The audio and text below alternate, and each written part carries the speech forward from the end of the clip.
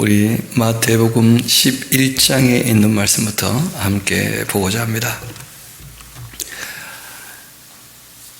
적어도 이제 복음서를 우리가 정리해 나갈 때 몇 번 반복하겠습니다만은 마태, 마가, 누가복음 예수님께서 이 땅에 오셔서 무엇을 하셨는가 하고 얘기를 할 때에는 제일 먼저는 공생애를 위해서 준비하신 이야기, 그리고 예수님께서 왕으로, 제사장으로, 선지자로, 메시아로서의 삼중직을 다 완수하신 그 사역을 감당하셨고, 예수님께서 제자들에게 자신이 누구인지를 물어보시고 그 확인을 받으시고, 그리고 이 변화산에서 자신의 변화된 모습을 보여주시고, 그리고 이제 예루살렘 입성하셔서 마지막 한 주간 지나시면서 이 유월절을 완성하신 거죠. 그렇죠?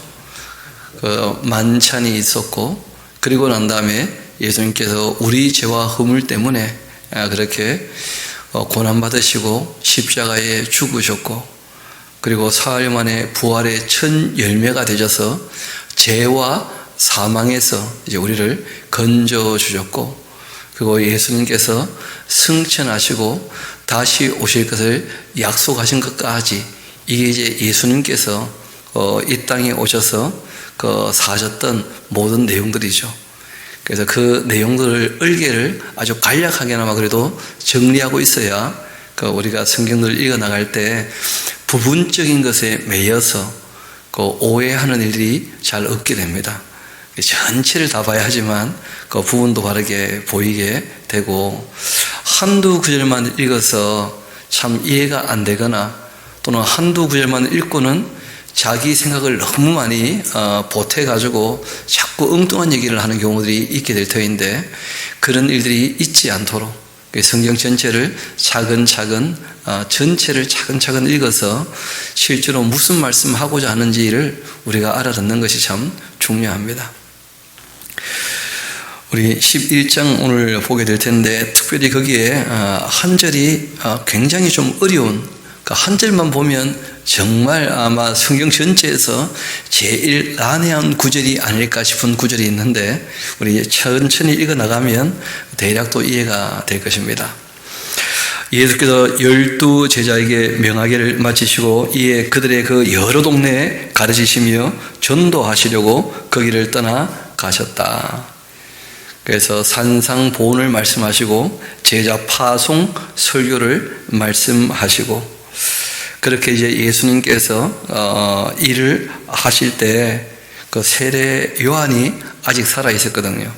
세례 요한은 예수님보다 조금 먼저부터 일을 시작을 했어요. 그렇지만 요한이 이제 일을 하다가 옥에 갇히게 됩니다. 요한이 옥에서 그리스도께서 하신 일들 듣고는 제자들을 보내어서 예수께 여짜오되 오실 그이가 당신입니까? 아니면 우리가 다른 일을 기다려야 합니까? 세례 요한 같은 분도 악한 사람들한테 이 폭력을 당하니까, 그러니까 마음이 흔들리게 되는 거예요. 참 이 사람이 폭력에 의외로 좀 약하지 않습니까? 이 고통이라는 것이 사람에게 두려움을 주니까. 예수께서 대답하십니다. 이르시되 너희가 가서 듣고 보는 것, 이걸 이제 세례 요한에게 알려주어라. 세례 요한에게 구약의 예언을 성취하고 있는 것을 너희들이 지금 다 보고 있지 않냐? 눈먼 자들이 눈을 뜨고 듣지 못하는 사람들 듣게 되어지고, 그러니까 메시아의 사명을 완수하고 있는 것을 보고 있으니까 그걸 요한에게 얘기해주고, 또 내가 율법을 어떻게 완성하고 있는지, 율법을 바르게 알고 있는 세례 요한 같으면 내가 무슨 말하고 있는지 다 알아들을 거다. 그러니까 너희가 보고 들은 그대로 요한에게 얘기를 해줘서 요한이 메시아가 맞구나, 그렇게 해야 되는 것이지 억지로 되는 게 아니니까요. 그렇게 요한에게 알려주어라. 맹인이 보며 또 못 걷는 사람 걷고 나병 환자 깨끗함을 받고 못 듣는 사람 듣고 죽는 자 살아나고 가난한 자에게 복음이 전파되고 있지 않느냐. 이거 누가 하는 일이겠느냐. 누구든지 나로 말미암아 실족하지 아니하는 자 복이 있다. 그렇게 이제 말씀하셔요. 그들이 떠나며 예수께서 무리에게 이 요한에 대하여 말씀하시되 너희가 무엇 보려고 광야로 나갔냐? 바람에 흔들리는 갈대냐? 그러면 너희가 무엇 보려고 나갔더냐? 부드러운 옷 입은 사람이냐? 부드러운 옷 입은 사람 왕궁에 있지 않느냐? 그러면 너희가 어찌하여 나갔더냐? 선지자를 보기 위함이 아니었더냐? 옳다 내가 너희에게 이르노니 선지자보다 더 나은 자다. 이 세례 요한은 구약의 마지막 인물인데 어떤 선지자보다 더 나은 사람이었다 이런 얘기를 해요. 여러분 잘 아시는 것처럼 구약의 많은 이 선지자들이 하나님의 뜻을 전했지만 사람들이 듣고 회개하거나 돌이킨 일은 거의 없었거든요. 그런데 놀랍게도 이 세례 요한은 무슨 능력을 나타낸 것은 없었지만 회개하라 하고 외칠 때 정말 요단강에 사람들이 구름대까지처럼 몰려와서 하나님께로 돌아온 일이 있었거든요. 그런데 지금 예수님께서 염두에 두신 것은 뭐냐면 하나님께 돌아왔다고 하는 사람들이 그 당시 기득권자들이 폭력을 행사할 때 그들 안에 있는 하나님의 그 나라가 또 빼앗기게 될까봐 참 염려가 되는 거죠. 왜냐하면 지금 세례 요한조차도 옥에 갇히니까 예수님에 대한 의심이 들지 않습니까? 오실이 그가 당신 아닙니까? 본인이 세상지를 지고 하는 하나님의 어린 양이다 하면서 예수님을 소개하고 또 세례할 때 성령께서 빌기처럼 그 위에 임하는 거 다 보셨음에도 불구하고 이 폭력을 당하니까 그 마음이 흔들리는 일이 있거든요. 그래서 예수님께서 이 세례 요한이야말로 선지자들보다 더 나은 자다. 기록된 바 보라 내가 나의 사자를 너 앞서 보내노니 그가 너의 길을 내 앞에 준비하리라 했던 메시아의 길을 준비한 그 사람이 바로 이 세례 요한이다. 바로 이 사람에 대한 말씀이다. 내가 진실로 너에게 말하노니 여자가 낳은 자 중 세례 요한보다 더 큰 이가 일어남이 없다. 그러나 하고 한 말씀하세요. 천국에서는 그러니까 물과 성령으로 거듭나지 아니하면 하나님 나라 볼 수도 없다 그랬잖아요. 그렇죠? 그러니까 여자가 낳은 자 중에서는 세례 요한이 가장 큰 인물이고 그리고 이제 예수님으로 말미암아서 물과 성령으로 거듭나게 되어지면 세례 요한보다 더 확실하게 신앙생활을 해야 된다는 거예요. 아직 세례 요한은 예수님 알아봅니까? 못 알아봅니까? 못 알아보고 있죠. 잘 갈등하고 흔들리고 있고 한 것을 보게 되는데 이유가 있습니다. 예수님 죽으시고 부활하시고 승천하시고 난 다음에 성령께서 오셔야 그 예수님을 확실히 알게 되어져요. 그래서 이 물과 성령으로 거듭난 사람들은 그 세례 요한보다 예수님을 더 확실히 알게 되어지고 또 완성된 하나님의 말씀을 갖게 되어지니까 당연히 더 크고 더 나아야죠. 그래서 이 천국에서 할 때는 이 궁극적인 천국이라 이렇게 보기보다는 그 마음의 천국이 이루어진 사람들을 얘기할 터인데 이 땅에서 이어봅시다. 여자가 낳은 자 중 세례 요한보다 큰 이가 일어남이 없도다. 그러나 천국에서는 극히 작은 자라도 그보다 크다. 이렇게 이제 말씀하신 거죠. 하나님을 더 바르게 안다는 거예요. 세례 요한보다. 그러면서 한 말씀 하십니다. 그 세례 요한의 때부터 지금까지 그 천국은 침노를 당하고 있다. 침노하는 자는 빼앗는다. 아마 성경 66권 중에 1750장 중에서 가장 어려운 그 구절 아닌가. 요것만 딱 떼고 보면 물어봅시다. 침노라고 하는 말은 보통 긍정적으로 쓰입니까? 부정적으로 쓰입니까? 원래 그 침노라고 번역을 해서 그렇지 그 언어적인 의미는 폭력을 행사한다, 그런 뜻이에요.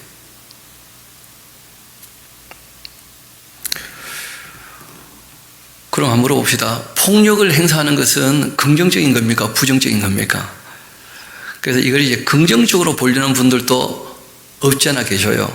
그래서 막 천국을 사모하면 최선을 다해서 막 천국은 빼앗아와야 된다 막 그러는데, 잘 아시는 것처럼 천국은 우리가 빼앗을 수 있는 겁니까? 하나님께서 은혜로 베풀어 주시는 겁니까?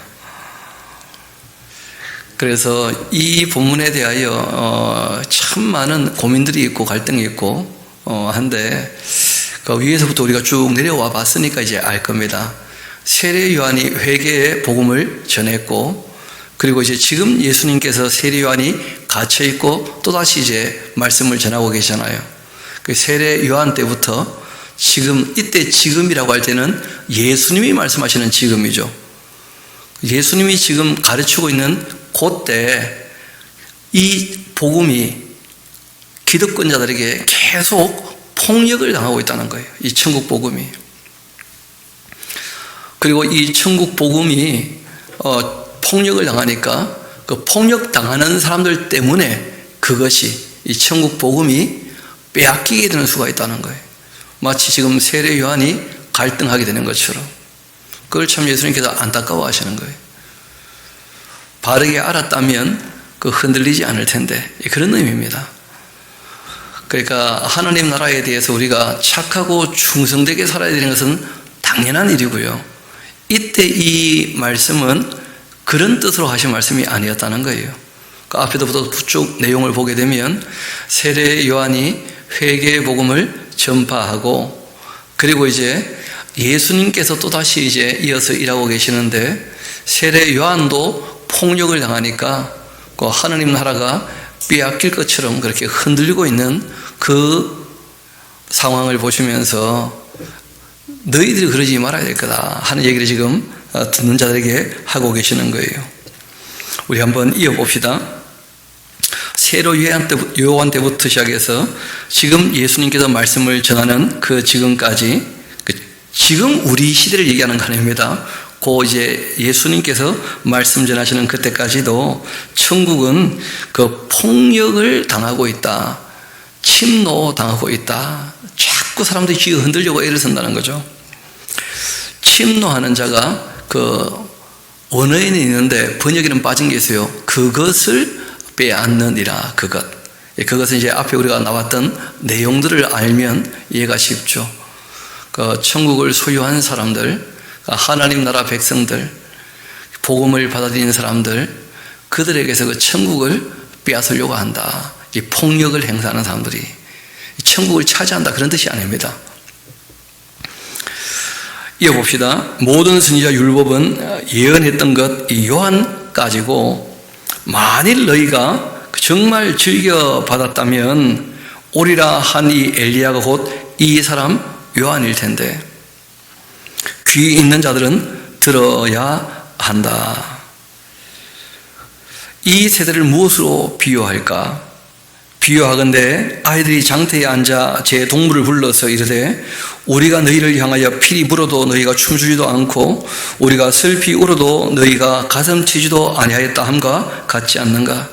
요한이 와서 먹지도 않고 마치도 아니하니까 그들이 말하기를 귀신 들렸다 그렇게 하더니, 인자가 와서는 먹고 마시며 말하기를 보라, 먹기를 탐하고 포도주를 즐기는 사람이고 세리와 죄인의 친구라 그렇게 하는구나.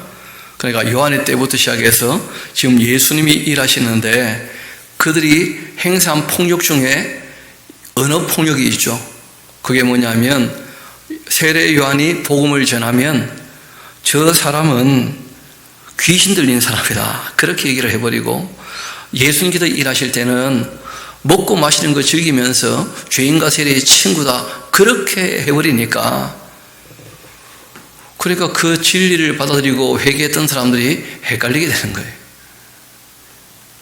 그래서 이 폭력을 행하는 그 악한 사람들이 그 세례 요한과 예수님께서 그때까지 전하고 계시는 이 진리에 대해서 그 폭력을 행사해서 흔들고 있으니까 너희들은 그렇게 흔들리지 말아라, 빼앗기지 말아라. 지금 그런 얘기를 하시는 거거든요. 이어봅시다.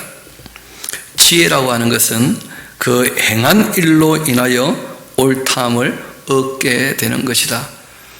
그러니까 결국은 본인이 결정해야 되겠죠. 세례 요한이 전했던 회개의 복음, 예수님이 전하셨던 천국 복음을 듣고, 그리고 또 지금 뭐가 있다는 거예요? 그 당시 이제 종교 지도자들의 폭력들이 있었지 않습니까? 또 이 거짓 뉴스가 많고, 그 모든 일들을 경험할 때 무엇을 받아들이고 어떻게 사느냐 하는 것이 자기의 신앙일 거라는 거예요. 예수님께서 그렇게 이제 올바른 신앙, 그 행한 일로 옳다함을 받게 될 거다 하고 이제 말씀하신 거죠. 그리고 이어 말씀하신 것을 보면 그 심상치 않습니다. 그 예수님께서 그렇게 열심히 일을 하고 계시는데 정작 가장 예수님을 가까이에서 보고 그리고 들었던 그 갈릴리에 있는 도시들, 특별히 가버나움, 베세다, 고라신 이런 도시들이 그 복음을 안 받아들인 거죠. 진짜 다 빼앗기고 만 거예요. 그걸 예수님 참 안타까워하십니다. 이어봅시다. 예수께서 권능을 가장 많이 행하신 그 고을들 회개치 아니하므로 그때 책망하시되 화 있을진저 고라시나 화 있을진저 베세다야, 너희에게 행한 모든 권능 두로와 시돈에 행하였더라면 그들이 벌써 베옷 입고 제에 앉아 회개하였을 거다.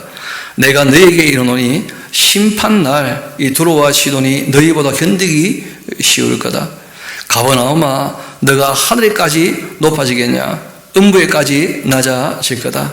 너가 행한 모든 권능, 소돔에서 행하였더라면 너에게 행했던 모든 권능을 그 성이 오늘까지도 있었을 텐데 내가 너에게 이르노니 심판날 이 소돔 땅이 너보다 견디기 쉬우리라. 그렇게 말씀하신 거예요.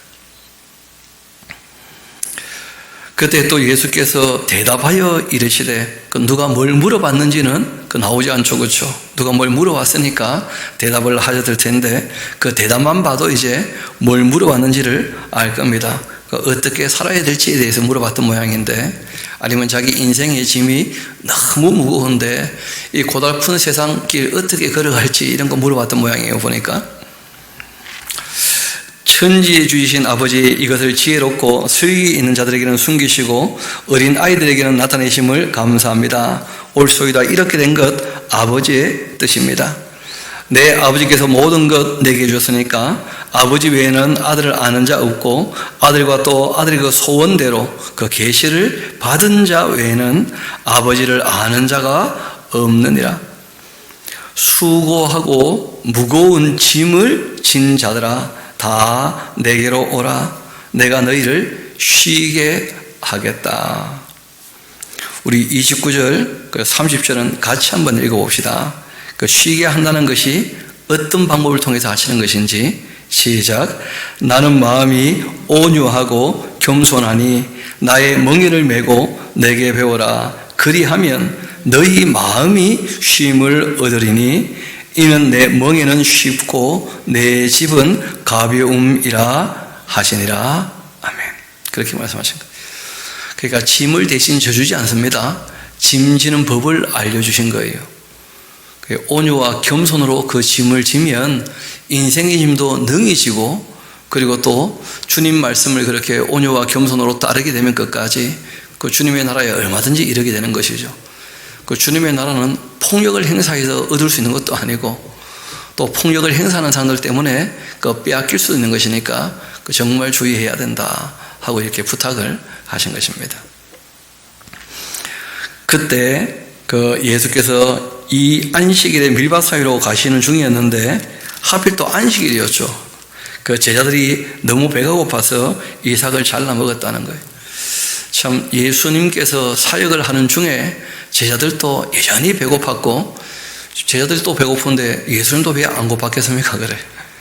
그래서 성경을 보면 강고와 질고를 감당하셨다. 가난에 대한 고통을 예수님도 많이 겪으셨다. 이런 얘기가 나와요. 그 아침 좀 넉넉히 먹였으면 이런 일 없을 텐데 뭐 워낙 없으시니까 이 땅에 예수님께서 사역하실 때 진짜 가난하게 일하셨거든요. 제자들은 뭐 예수님 따르면서도 배고프면 또 먹어야 되니까 그 이삭을 좀 털어 먹었죠. 바리새인들이 그것을 보고 예수께 말합니다. 보시오, 당신의 제자들 안식일에 하지 못할 일을 하고 있지 않는가? 예수께서 말씀하십니다. 다윗이 자기와 그 함께한 자들이 시장할 때 한 일을 잃지 못했냐? 그가 하나님의 전에 들어가 제사장 외에는 자기나 또 그 함께한 자들이 먹어서 안 되는 진설병 먹지 않았냐? 또 안식일에 제사장들이 그 성전 안에서 안식을 범하여도 죄가 없음을 너희가 율법에서 읽지 못하였느냐? 내가 너희에게 이르노니 성전보다 더 큰 이가 여기 있다. 그리고 한 말씀 하신 거예요. 그 안식일을 지킨다라고 하는 것은 어떤 종교 행사나 행위가 중요한 게 아니고 정말 사랑을 가지고 진리를 따라 사느냐가 훨씬 중요하지 않겠는가? 안식일 날 누가 이삭을 비벼 먹으면 지적을 해야 됩니까? 빵을 갖다 줘야 됩니까? 얼마나 배고프면 저럴까? 그리고 빵을 챙겨줘야 될 거 아니에요. 굶주리고 있는데. 그런데 굶주리는 사람들을 전혀 베풀고 도울 자비로운 마음은 하나도 없고 안식일 지키나 안 지키나 이런 거 이제 노려보고 있다가 막 근데 안식일 어겼다 막 이런 식으로 하니까 예수님께서 그 못된 신보 때문에 마음 아파하시는 거예요. 그래서 한 말씀 하십니다. 나는 자비를 원하고 제사를 원하지 않는다. 그렇게 하신 뜻 너희가 알았더라면 무죄한 자를 정죄하지 아니하였을 거다. 배고프면 먹을 수 있지. 배고픈데 오죽 배고프면 안식일인데 그래 이삭을 비벼 먹었겠냐 그래. 좀 생각 좀 해봐라. 그런 얘기죠. 그리고 한 말씀 더 하십니다. 인자 예수님 본인이 안식일에 뭐라는 거예요? 주인이라 이렇게 말씀하셨어요. 주인된 예수님이 아무 말씀 안 하시는데 곁다리들이 뭐라고 자꾸 떠들면 안 되는 거죠. 그렇죠? 그래서 예수님께서 그런 모습 보시고 참 안타까워하신 일이 있었습니다. 거기서 또 떠나 그들이 그 회당에 들어가셨는데 한편 손바른 사람이 있는지라 사람들이 예수께 고발하려고 물어봅니다. 안식일에 병 고치는 것 옳습니까? 하면서 참 못된 사람들이죠. 예수께서 이르시되 너희 중 어떤 사람이 양 한 마리가 있어서 안식일에 구덩이에 빠졌다면 끌어내지 않겠냐? 사람이 양보다 얼마나 더 귀하냐? 그러므로 안식일에 그 선을 행하는 것 옳지 않느냐? 그렇게 말씀하십니다. 이에 그 사람에게 이르시되 손 내밀라 그렇게 하시니 그가 내밀매 손 내밀라 하는 것은 일한 게 아니죠. 그렇죠? 그 내미니까 다른 손과 같이 회복되고 성하게 되었어요. 거의 일하신 게 아니죠. 뭐 손 내밀라고 했는데 뭐. 그런데 바리새인들은 막 그것 때문에 더 마음이 상했죠.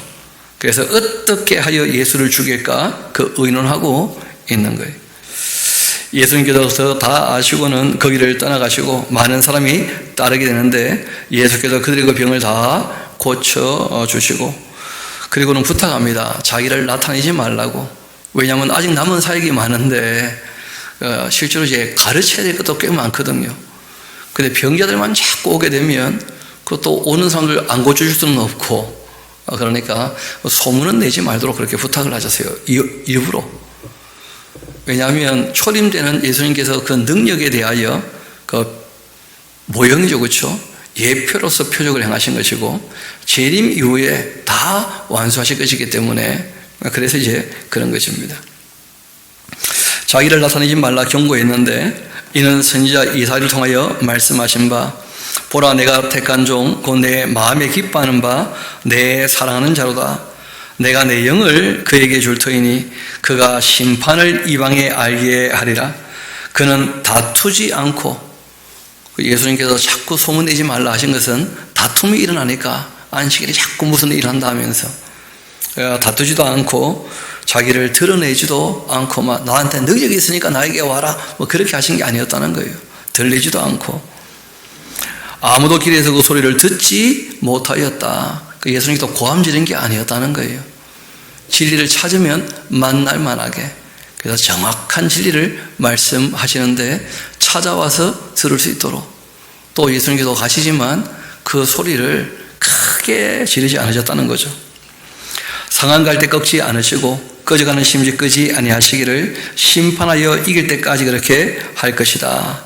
또한 이방 사람들도 그 이름을 바라게 될 것이다. 그렇게 조용히 전한 말씀도 온 세상 끝까지 그 말씀이 전해지고 선포되는 것을 보면 그 참 놀랍죠. 소리가 커야 멀리 가는 게 아니라는 거예요.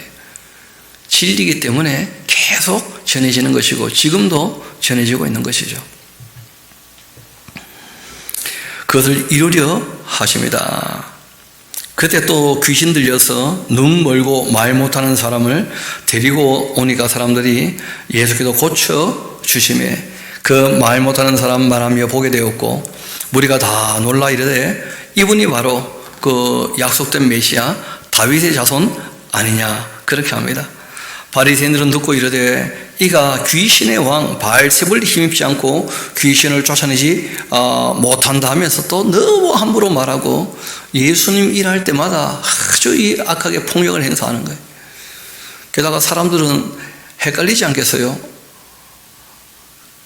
기록된 말씀을 명확히 알고 표적을 보면서 메시아를 인정하면 참 좋겠는데 근데 그 당시에 종교 지도자, 정치 지도자 내놓으라 하는 사람들이 다 아니라고 하니 오히려 예수님을 죽이려고 하니 참 사람들 많이 헷갈렸을 겁니다.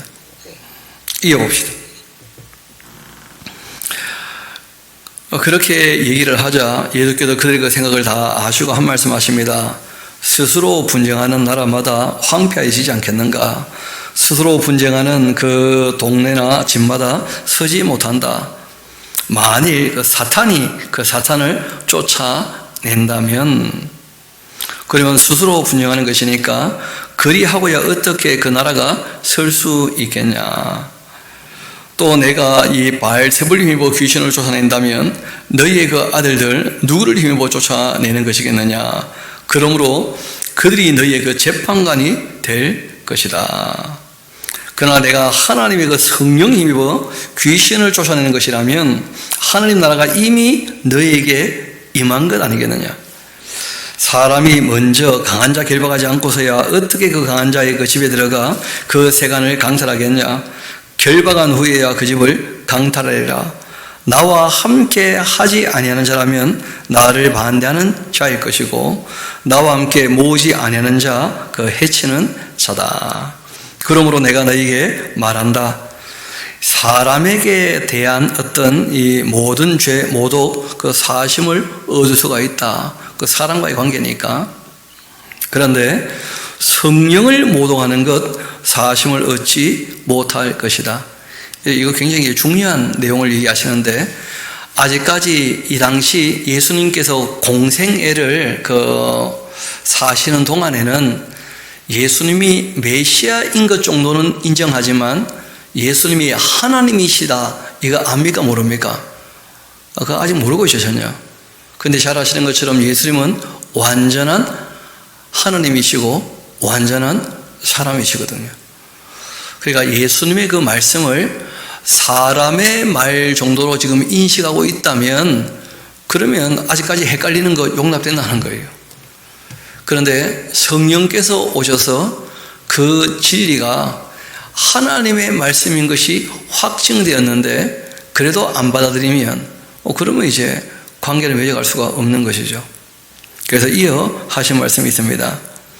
누구든지 또 말로써 인자를 거역한다면 사심을 얻겠지만은 누구든지 말로 그 성령을 거역하면 이 세상뿐 아니고 오는 세상에서도 사심을 얻지 못하게 될 것이다.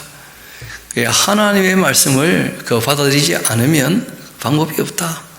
왜냐하면 성령께서는 강리 맞아서 이제 내가 했던 모든 말 기억나게 하실 것이다. 그렇게 얘기하셨는데, 예수님을 아직 누군지 잘 알아보지 못하니까 사람들이 갈등을 하고 헷갈릴 수 있는데, 그런데 하나님 말씀을 안 받아들인다. 하나님을 무시하고 멸시하는 거죠. 그런 사람은 하나님과 함께 할 수 없다는 거예요. 예수님 말씀이. 그래서 이 사함받지 못하는 죄가 있다는 거예요. 하나님을 무시하고 멸시한다. 그러면 사함받지 못하죠. 하나님을 무시하고 멸시하는데 어떻게 하나님과 함께 하겠어요? 사람을 무시하고 멸시하다가도 하나님 말씀을 알아들으면 사람이 돌이킬 수 있지 않습니까? 그런데 하나님 말씀을 무시하고 멸시하면 돌이킬 수가 없는 거예요. 그러니까 사함이 없는 겁니다.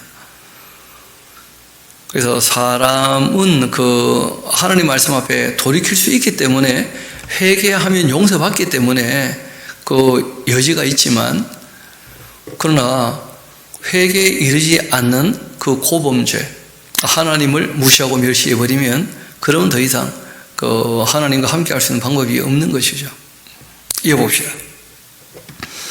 나무도 좋고 열매도 좋다든지 나무도 좋지 않고 열매도 좋지 않다든지 그렇게 해야지 그 열매로 나무를 아는 법 아니냐 말이에요.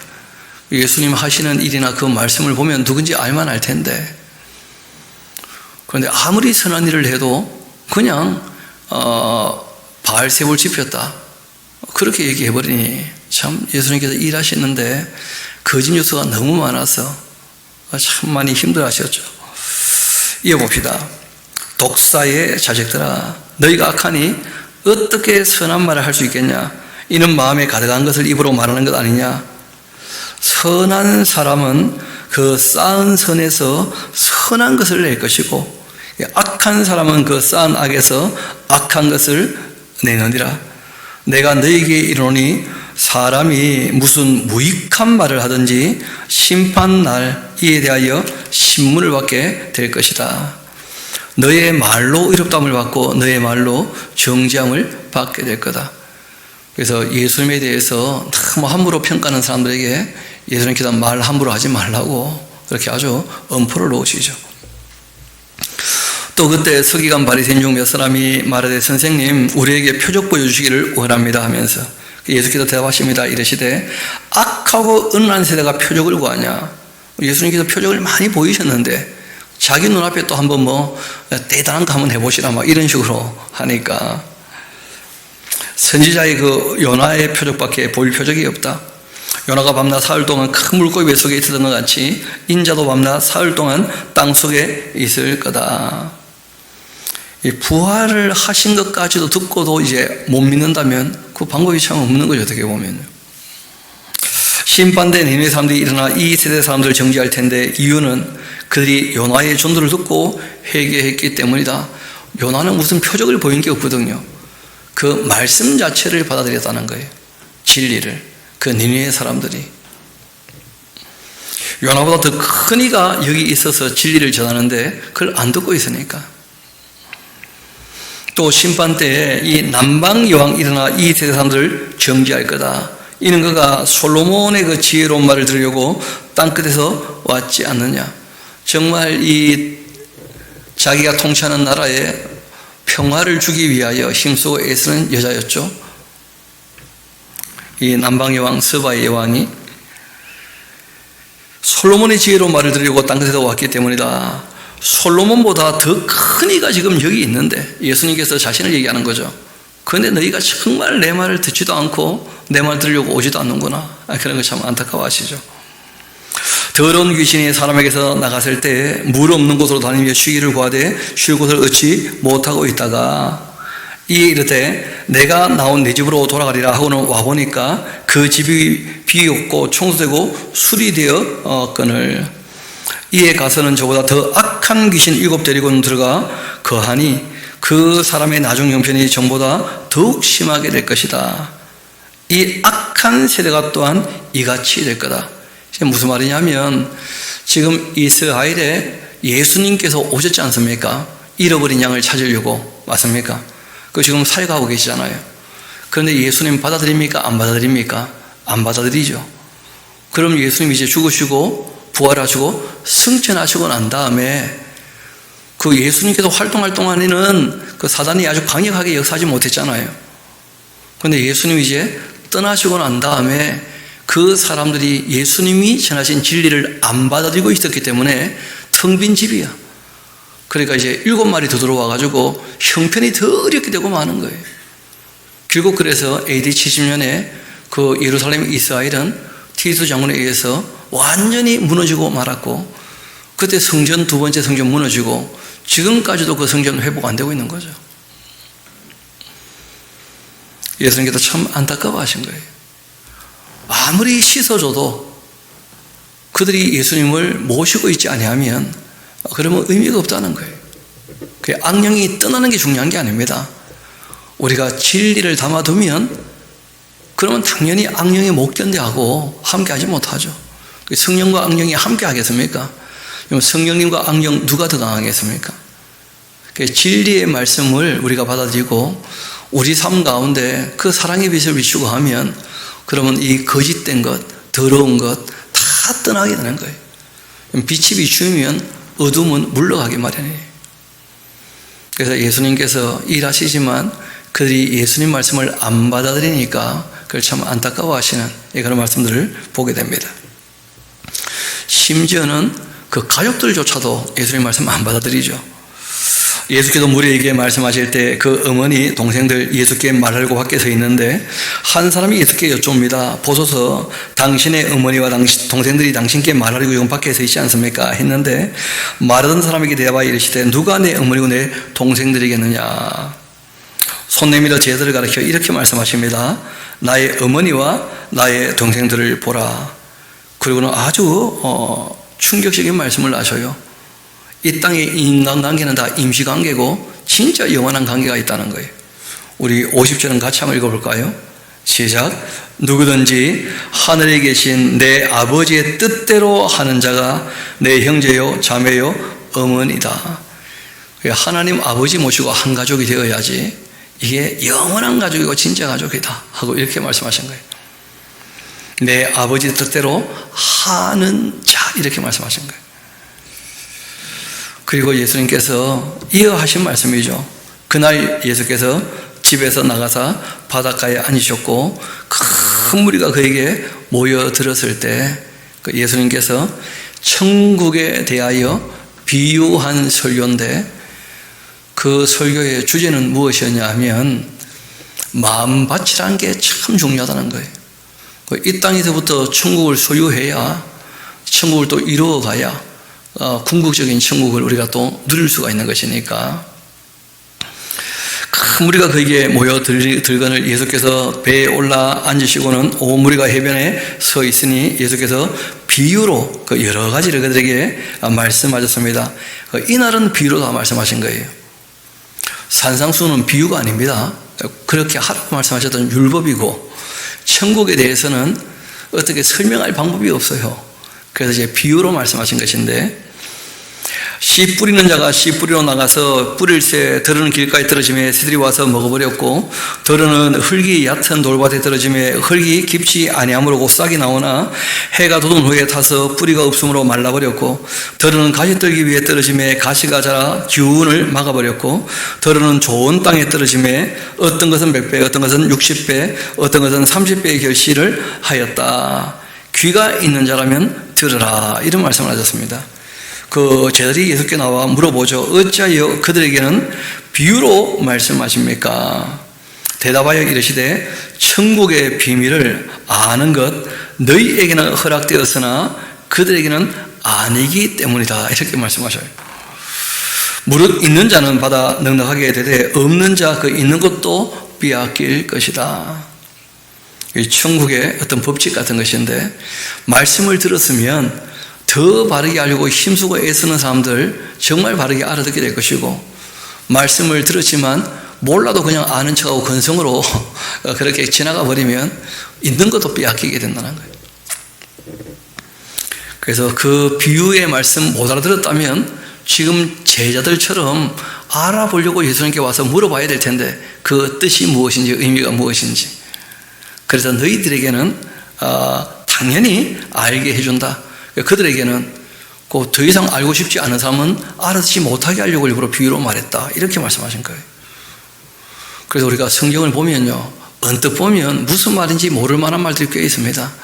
근데 알려고 조금 애를 쓰면요 그 모를 만한 말은 잘 없어요. 그래서 우리가 전체를 또 순서에 따라서 여러 번 좀 반복해 보면 대부분 다 하나님께서 이런 의도로 이런 말씀을 하셨구나 다 알만하거든요. 이어봅시다. 그러므로 내가 그들에게 비유를 말하는 것은 그들이 보아도 보지 못하고 들어도 듣지 못하며 깨닫지 못하기 때문이다. 그들이 더 바르게 하려고 애쓰지 않는 이유가 있다는 거예요. 듣고 깨달으면 고침받을까 봐 겁나니까 그냥 대충 듣고 말아버리는 거예요. 이사야의 예언이 그들에게 정말 이루어진 거다. 너희가 듣기는 들어도 깨닫지 못하고 보기는 보아도 알지 못하니라. 이 백성들의 그 마음이 완악해져서 그 귀로 듣고 둔하고 귀로 듣기에 둔하고 눈은 감았는데 이는 눈으로 보고 귀로 듣고 마음으로 깨달아 돌이켜오면 내가 고쳐줄까 봐 그들이 두려워하기 때문이다. 고침받는 것을 두려워한다는 거예요. 그 사람들이.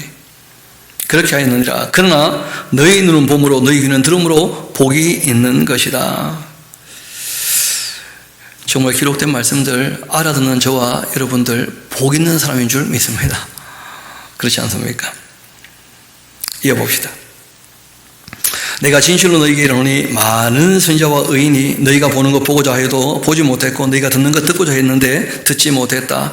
그런즉 씨 뿌리는 비유 내가 다 설명해 줄 테니까 잘 들어봐라. 아무나 천국 말씀을 듣고 깨닫지 못할 때는 악한 자가 와서 그 마음에 뿌린 것 빼앗아 가는 것인데 이는 길가에 뿌려진 자고 돌바다에 뿌려졌다는 것은 말씀을 듣고 즉시 기쁨으로 받지만은 그 속에 뿌리가 없어 잠시 견디다가 말씀으로 말미암아 환난 박해가 일어날 때에 곧 넘어지는 자고 가시떨기에 뿌려졌다는 것 말씀을 듣는데 세상 염려, 재물의 유혹 이런 데 이제 말씀이 막혀서 결실하지 못하는 자고 좋은 땅에 뿌려졌다는 것 말씀을 듣고 깨닫는 자니 다 결실해서 어떤 것은 100배, 어떤 것은 60배, 어떤 것은 30배가 되느니라 그렇게 말씀하신 거예요. 그러니까 말씀을 받아들이고 깨달아서 실천하는 것 이게 이제 옥토죠. 옥토. 그러니까 천국에 대한 이야기를 하실 때 사람 마음밭에 대한 이야기를 먼저 하신 거예요. 이어 말씀하십니다. 예수께서 그들에게 또 비유를 들어 이르시되 천국은 좋은 씨를 그 제밭에 뿌린 사람과 같다. 사람들이 그 잘 때 그 원수가 와서 곡식 가운데 가라지도 또 덧뿌리고 갔다. 싹이 나고 결실할 때에 가라지도 보이는데 집 주인의 그 종들이 와서 말하되 주여 밭에 좋은 씨를 뿌리지 아니하였나이까. 그런데 가라지가 어디서 생겼나이까. 주인이 이르되 원수가 이렇게 했다.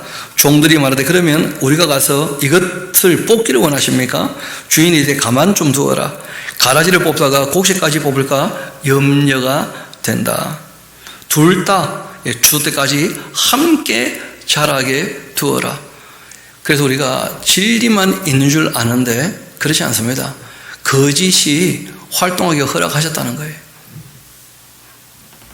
둘 다 자라게 두라는 거예요. 둘 다 자라게. 그래서 결국은 사람이 이제 무엇을 선택하느냐 하는 것이 그 사람의 존재가 되는 것이죠. 추수 때가 되면 내가 추수꾼에게 말하기를 가라지는 먼저 거두어 불사르게 단으로 묶고 곡식은 모아서 내 곡간에 넣을 것이다. 그렇게 하십니다. 또 비유를 들어 말씀하시죠. 천국은 마치 그 사람이 자기 밭에 갖다 심은 겨자씨 하나에 같기도 하다. 이는 모든 씨보다 적은 것인데 자란 후에는 풀보다 커서 나무가 되매 공중의 새들이 와서 그 가지에 깃들이 있느니라. 또 비유로 말씀하시되 천국은 마치 여자가 가루 소말 속에 갖다 넣어 전부 부풀게 한 누룩과 같다. 그 천국 복음을 소유하면 삶에 확실한 변화가 있다는 거예요. 처음에는 잘 표가 나지 않는 것처럼 보이지만 진리는 그 자체가 생명력이 있어서 자란다는 거예요. 그 사람 마음밭에 심어지게 되어지면. 그래서 우리가 그 삶이 참된 것을 추구하는 쪽으로 또 선한 쪽으로 의로운 쪽으로 아름다운 쪽으로 또 긍휼과 자비가 있는 쪽으로 온유와 겸손한 이 성품으로 또 오래 참는 사람으로 정말 진리를 따라 살아가는 사람으로 그렇게 자라가지 않는다면 그러면 진리가 그 속에 없는 것이죠. 복음의 씨가. 그렇지 않겠습니까? 그래서 마치 이 천국은 겨자씨 또는 가루 서말 속에 넣어놓은 누룩과 같아요. 처음에 심겨질 때는 섞일 때는 잘 알지 못하지만 시간 지나면 당연히 표가 나기 마련입니다. 예수께서 이 모든 것 우리에게 비유로 말씀하시고 비유가 아니면 그날만큼은요 아무것도 말씀하지 않았습니다. 천국에 대해서는 비유로 말씀하셨다는 거예요. 왜냐하면 이 땅에 천국에 대해서 직접적으로 설명할 만한 내용이 전혀 없는 거예요. 너무 달라서. 이는 선지자들이 통하여 말씀하신 바 내가 입 열어 비유로 말하고 창세로부터 감춘 것 드러낼 것이다 해서 천국에 대해서 이 감추어졌던 것을 이렇게 비유로 다 드러내신 것이죠. 그래서 예수님께서 이 땅에 오셔서 그 계시하신 것 중에 그 영적인 세계, 죽음 이후의 세계, 영원한 하나님 나라에 대해서 또 하나님, 또 그 아들 성령님, 삼위일체 하나님에 대해서 또 악령들과 귀신들, 그 사탄과 귀신들에 대해서 또 사람들의 그 모습에 대해서 정말 예수님께서 여러 가지를 그 계시해 주셨거든요. 다음에 한번 정리가 된 것이 있으니까 우리가 한번 또 정리해서 얘기할 기회를 갖도록 하고요. 이 천국에 대해서 창세로부터 하나님이 감추어두었던 것, 이때 이제 예수님께서 다 비유로 말씀을 하시고 이 천국에 대한 비유를 이렇게 다 묶어놔서 이것이 이제 세 번째 설교죠. 천국 비유 설교라는 거예요. 그래서 산상보훈, 그리고 이제 제자 파송 설교, 그리고 이제 천국에 대한 비유 설교가 있는 거죠. 좀 더 봅시다. 이에 예수께서 무리를 떠나사 집에 들어가시니 저들이 나와 이르되 밭에 가라지 그 비유를 우리에게 설명하여 주십시오 하면서 대답하여 이르시되 좋은 씨 뿌리는 이는 인자고 밭은 세상이고 좋은 씨는 천국의 아들들이다.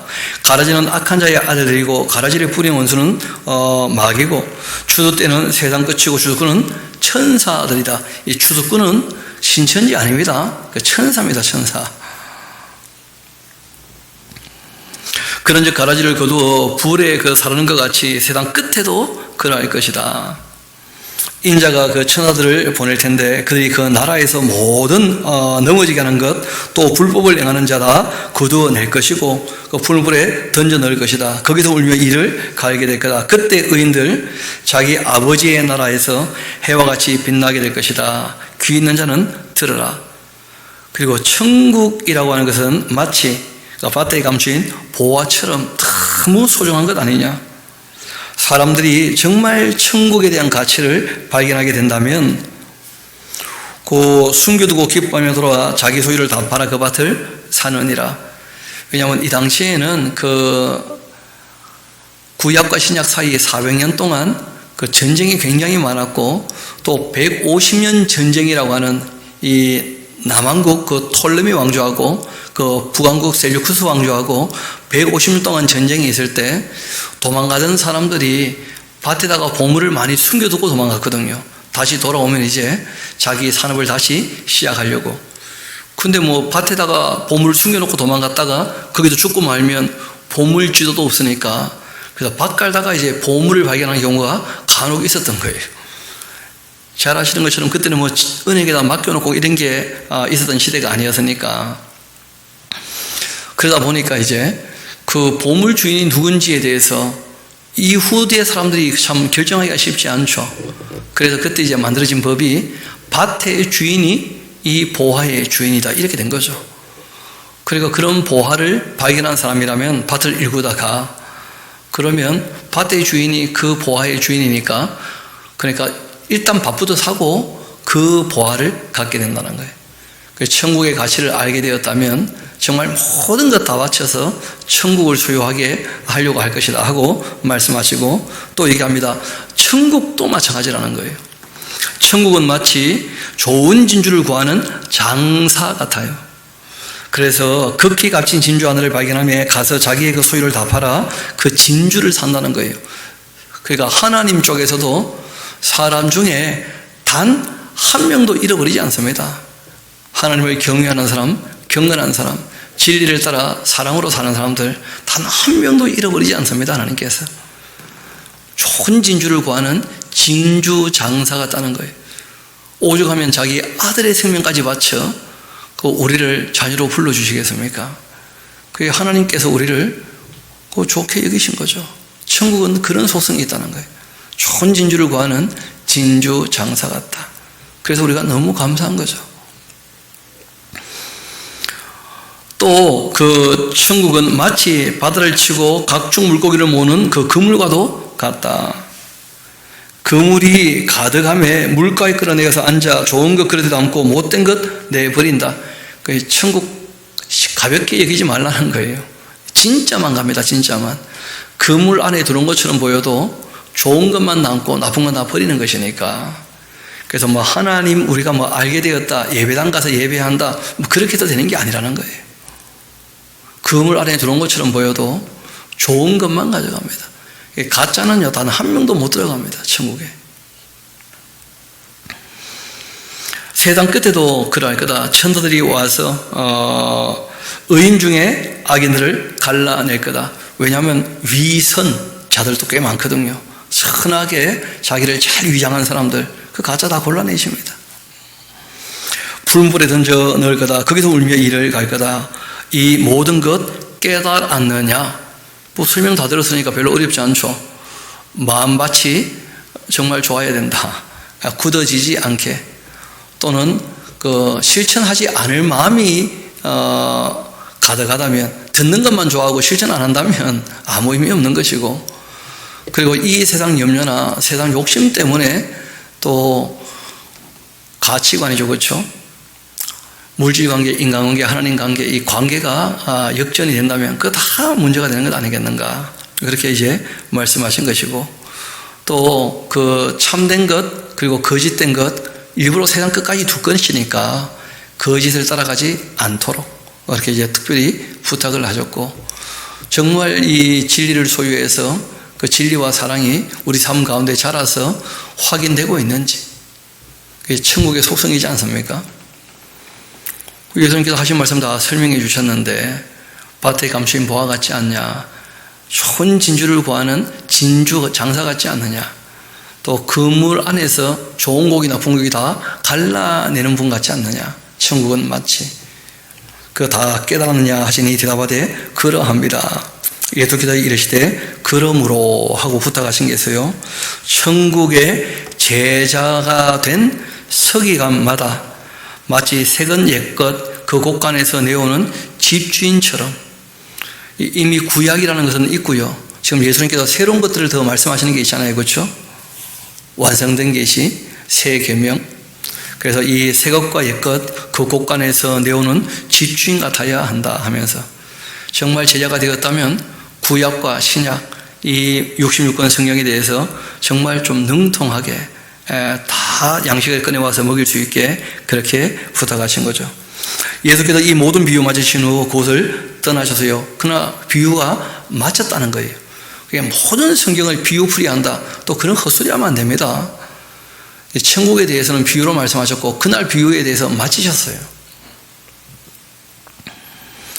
그것을 떠나 이 고향으로 돌아가셨는데, 그들이 그 회당에서 가르치셨고 그들이 놀라 이르되 이 사람의 이 지혜 이 능력 어디서 났냐, 이는 그 목수의 아들이 아니냐, 그 어머니 마리아 그 형제 야고보 요한 시몬 유다라 하지 않느냐, 그 누이들 다 우리와 함께 있지 아니하냐, 그런즉 이 사람의 이 모든 것 어디서 났냐, 그렇게 하고 예수를 배척을 해요. 참, 아니 예수님의 그 능력과 말씀을 다 들었는데 배척한다는 것은 또 무슨 말입니까? 그 선지자는 고향에서 대접받기가 참 어렵다, 그런 얘기 하신 적이 있는데 그 고향 사람들이 배척을 하죠, 예수님을. 예수께서 그들에게 말씀하십니다. 선지자가 자기 고향과 자기 집 외에 존경받지 않음이 없지 않겠는가 하면서, 말라기를 보면 하나님께서도 내가 이스라엘 지경 밖에서 오히려 크다 일컬음을 받게 될 거다, 뭐 그런 말씀하신 적이 있거든요. 그들이 믿지 않기 때문에 거기서 많은 능력을 행하지 아니하셨다. 표적을 보여도 아무 의미가 없으니까 그래서 예수님 하신 말씀을 못 믿는 사람들 때문에 예수님 참 마음 아파하시는 그런 모습도 우리가 보게 되어지죠. 그래서 오늘 우리 여기까지 정리하고 내일 또 우리 말씀 이어서 정리하도록 하시겠습니다. 기도합시다.